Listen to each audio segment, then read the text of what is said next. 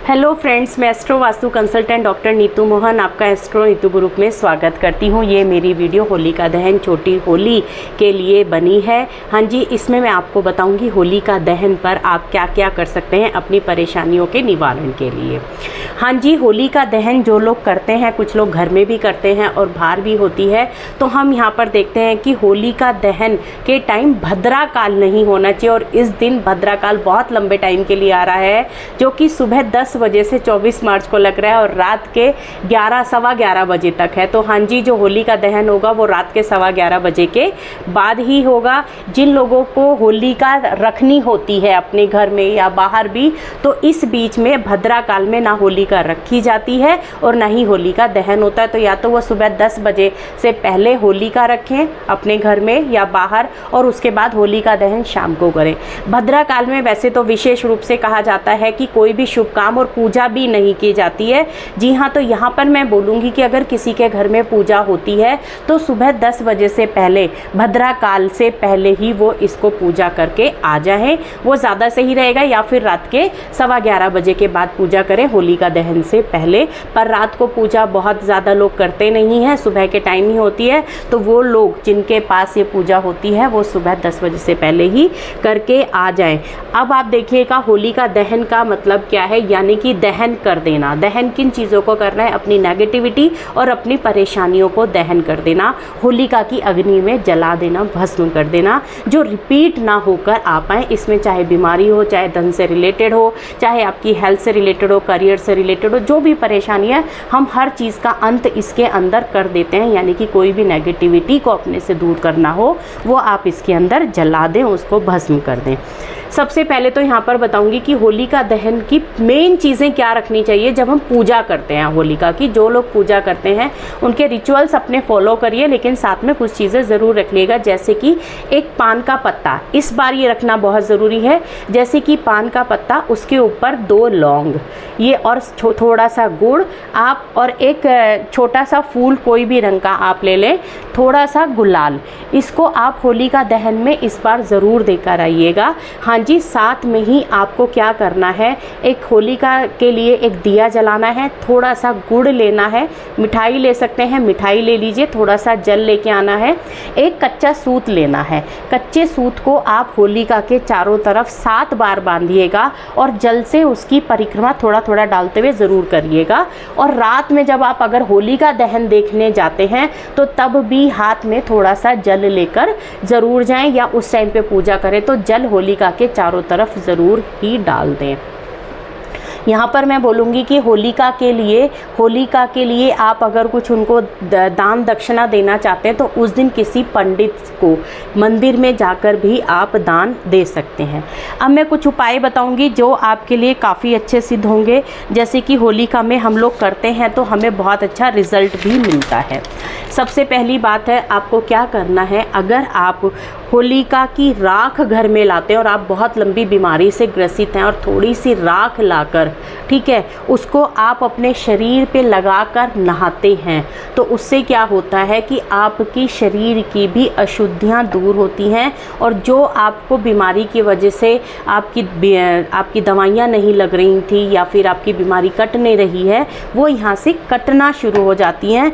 एक और चीज़ मैं आपको आगे बताऊंगी कि अगर आपको नज़र लगी हुई है या किसी ने जादू तंत्र मंत्र किया हुआ है या कोई टोना टोटका आपके घर पे करके गया है, तो इस राख को आप घर पे लाकर रख लीजिए और थोड़ी सी मिट्टी, यानी कि जो थोड़ी सी मिट्टी आप तुलसा की ले लेंगे, तुलसी के जो पेड़ होता है उसकी जड़ की आप थोड़ी सी मिट्टी ले लेंगे, दोनों को मिक्स करेंगे और दोनों को मिक्स करके आप उसको थोड़ा थोड़ा अपने घर में छिड़क के रात को सो जाइए। सुबह उठ के आप उसको क्लीन कर दीजिए। ऐसे ही उसको अपनी बॉडी से भी लगा के 7 बार उतार के एंटी क्लॉकवाइज उसको पानी में बहा सकते हैं या धो सकते हैं।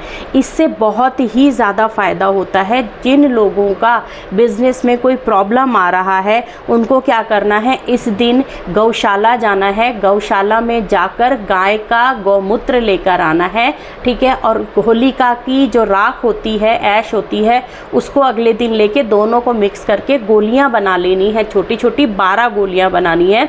और इन गोलियों को आपको अपने जो आपका बिजनेस का जो ऑफिस है या फिर आप घर से करते हैं, घर में घुमाने के बाद एक एक करके 12 दिन तक आप इनको प्रवाहित कर देते हैं। एक गोली एक दिन करके और प्रवाहित करनी है। तो कोई नज़र लगी हुई है, बिजनेस रुका हुआ है या कोई कुछ गलत करके चला गया है, आपका काम नहीं चल पा रहा है, वो सारी आपकी चीज़ें हट जाएंगी। अगर आप पानी का प्रॉब्लम है, वहाँ नहीं जल प्रवाह बाहर कर सकते हैं, तो इसमें एक काम और आप कर सकते हैं। 4 गोलियां लीजिए, होलिका की राख लीजिए, ठीक है, और गौमूत्र से फिर आप बना लीजिए और थोड़ी सी तुलसी की मिट्टी लीजिए। इन तीनों को मिला के आप 4 गोलियां बनाइए और चारों गोलियों को 4 दिशाओं में अपने ऑफिस की रख दीजिए। सेम यही काम आप घर के लिए भी कर सकती हैं। अगर आपके घर में आपको लग रहा है नज़र लगी हुई है, चारों दिशाओं में रखने के बाद आपको क्या करना है, नेक्स्ट डे मॉर्निंग में उठकर इनको आप या तो किसी जगह पे खाली प्लॉट में जहाँ पर लोग नहीं जाते हुए हों, या फिर जल प्रवाह जो नॉर्मल तरीके से घर के बाहर आप इनको फेंक के आ जाइए, जिस पे किसी का कोई पैर वैर ना पड़े। एक और चीज़ मैं आपको बोलूँगी कि अगर आपको लगता है आप बहुत लंबी बीमारियों से दूर चल रहा है, या फिर शनि की 7.5 या ढैया या फिर शनि से आप परेशान चल रहे हैं, आप क्या करिए, आप सरसों लीजिए। सरसों कोई भी ले सकते हैं, पीली भी और काली भी।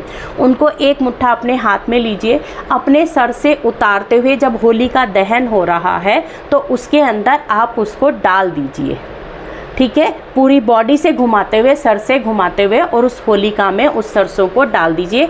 ये घर के सभी फैमिली मेंबर्स कर सकते हैं। इससे आपके ऊपर का जो शनि का प्रकोप है, या आपके जो काम रुक जाते हैं, बनते बनते पूरे नहीं हो पाते हैं, यहाँ पे ये भी दूर हो जाएगा।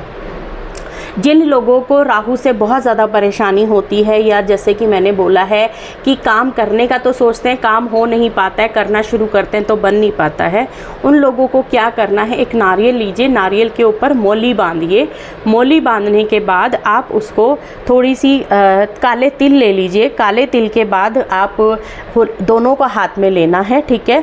दोनों को हाथ में लेने के बाद आपको 7 चक्कर काटने हैं होलिका के, ठीक है। और होलिका के, और जो आपको परेशानी है, मन्नत नहीं मांगनी है, परेशानी बोलनी है, और उसके बाद जाके आप उसको उसके अंदर होलिका दहन में, जब होलिका की अग्नि जल रही हो तब डाल दीजिएगा। इससे आपकी मानसिक परेशानियां भी दूर होंगी। जिनको बहुत ज़्यादा एंजाइटी, चिंता रहती है, यहाँ से वो भी उनको ठीक हो जाएगा। एक और चीज़ मैं आपको बताती हूँ, यहाँ पर जब होलिका दहन होता है तो होलिका दहन में हम क्या करते हैं कि जाके पूजा पाठ बहुत लोग नहीं करते हैं। गेहूं की जो बाल होती हैं, जो गेहूं का जो पेड़ होता है, उसको जाके जलाते हैं। ये बहुत ही शुभ होता है। अगर आपको यहाँ पर गेहूं नहीं मिल पाते हैं, गेहूं का पेड़, तो आप उसकी जगह आप गेहूं भी ले सकते हैं। दोनों का मतलब एक ही है। आप उसको अगर नहीं मिल पा रहा है तो गेहूं, लेकिन आपको कब लेने हैं, गेहूं पूजा में लेने हैं, ठीक है। जब आप पूजा करने जाएंगी या होलिका दहन से पहले जो पूजा होती है, उसमें आपको एक नारियल लेना है, मोली बांधनी है, थोड़े से गेहूं लेना है, थोड़ा सा गुड़ लेना है, और उसको आपको थोड़ा सा सिंदूर लेके, दिया लेके, और जो मैंने पान का पत्ता और लौंग बताई हैं, इन सबको एक साथ आपको होलिका पे डाल के, और अब उसके चारों तरफ होलिका के आपको पानी चढ़ा देना है, जल चढ़ा देना है। ऐसा करने से भी आपकी जो प्रॉब्लम है, जो लाइफ में किसी भी तरह की विपदा आ रही है, आप नहीं बता सकते हैं, आपको नहीं समझ में आ रहा है क्यों ये परेशानियां आ रही हैं, वो सब विघ्न दूर हो जाएंगे और आपकी सारी चीज़ें ठीक होना शुरू हो जाएंगी। इस दिन अगर किसी की एरिया में या कहीं पर होलिका दहन आपको नहीं मिलता है, तो ये सब चीज़ें आप होलिका दहन वाले दिन शिवलिंग के ऊपर चढ़ाकर आ सकते हैं। हाँ जी, अगर आपके यहाँ पे होलिका दहन की रस्म नहीं होती है और आपको करना है, आपको कहीं नहीं मिल पा रहा है, तो यही सब चीज़ें आप शिवलिंग के ऊपर भी चढ़ाकर मन्नत मांग सकते हैं।